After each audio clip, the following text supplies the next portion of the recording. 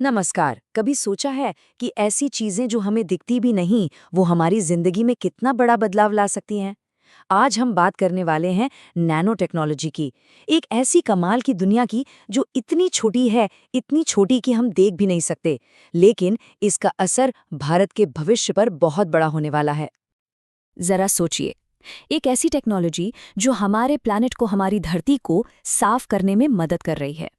मिसाल के तौर पर भारत में ही रिसर्चर्स नैनो पार्टिकल्स का इस्तेमाल कर रहे हैं पानी से आर्सेनिक जैसे जहरीले केमिकल्स को हटाने के लिए। इससे लाखों लोगों तक साफ पीने का पानी पहुंच रहा है। और ये कोई कहानी नहीं, ये आज की सच्चाई है। और बात सिर्फ यहीं तक नहीं रुकती। यही टेक्नोलॉजी हमारे डिफेंस सिस्टम्स को, मतलब हमारी सुरक्षा को पहले से कहीं ज्यादा मजबूत, हल्का और स्मार्ट बना रही है। नैनो मटेरियल से बनी हल्की फुल्की बुलेट प्रूफ जैकेट्स, सोचिए, जो सैनिकों को बेहतर सुरक्षा के साथ साथ तेजी से मूव करने की आज़ादी दें। या फिर वो छोटे छोटे ड्रोन्स जो सर्वेलेंस को एक बिल्कुल नए लेवल पर ले जा रहे हैं।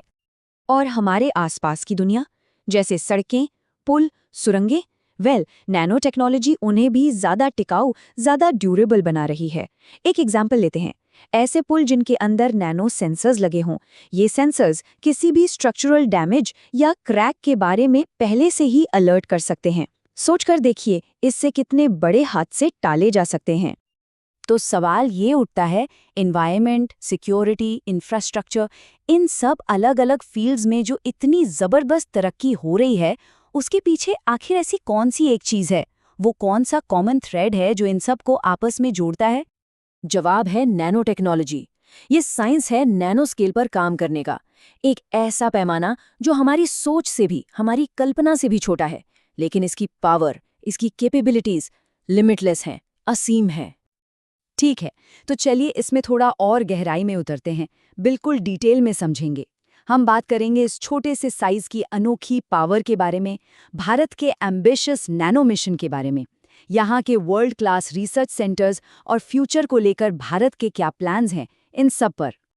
तो सबसे पहला सवाल, आखिर भारत इस फील्ड में इतना बड़ा इन्वेस्टमेंट कर क्यों रहा है? चलिए, इंडिया के रोल पर आने से पहले ये समझते हैं कि आखिर नैनो टेक्नोलॉजी इतने रेवोल्यूशनरी है क्यों? नैनो मटीरियल्स, आप समझ लीजिए, हमारे एनवायरनमेंट के लिए किसी सुपर हीरो से कम नहीं है।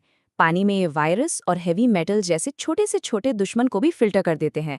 हवा में ये उन माइक्रो पार्टिकल्स को पकड़ लेते हैं जो हमें दिखते तक नहीं, और ज़मीन पर ये इंडस्ट्रियल वेस्ट को न्यूट्रलाइज करके मिट्टी और पानी में एक नई जान फूंक देते हैं।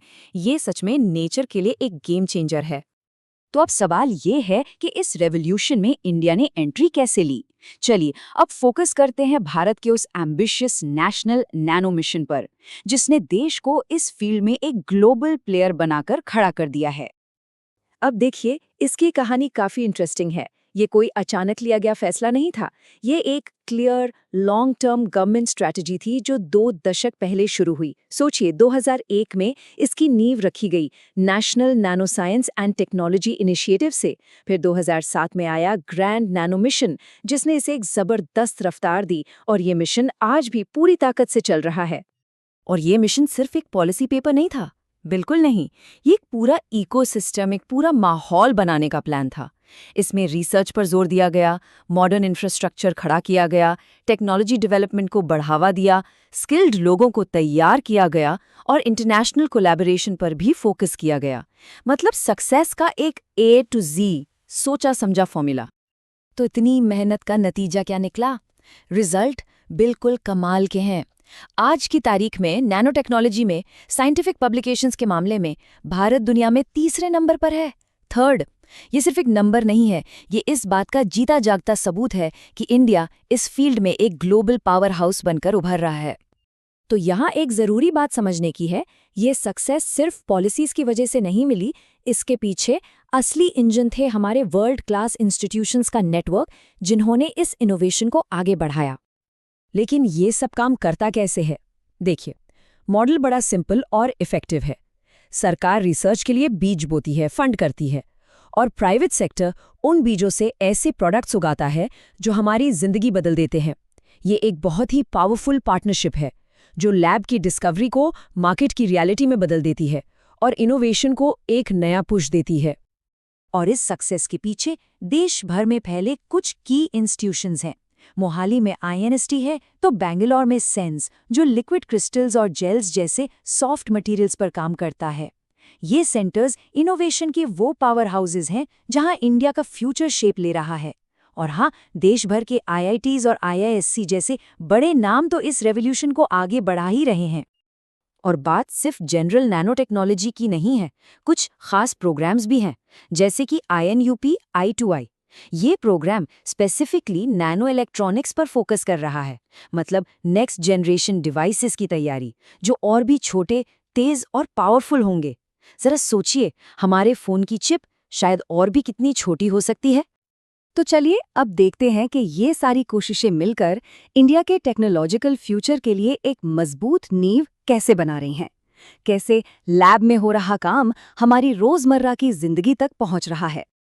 इन सभी प्रोग्राम्स का जो आखिरी अल्टीमेट गोल है वो बिल्कुल साफ है, ये सुनिश्चित करना कि इंडिया इस क्रिटिकल फील्ड में न सिर्फ एक ग्लोबल लीडर बना रहे, बल्कि अपनी पोजीशन को और भी ज्यादा मजबूत करे।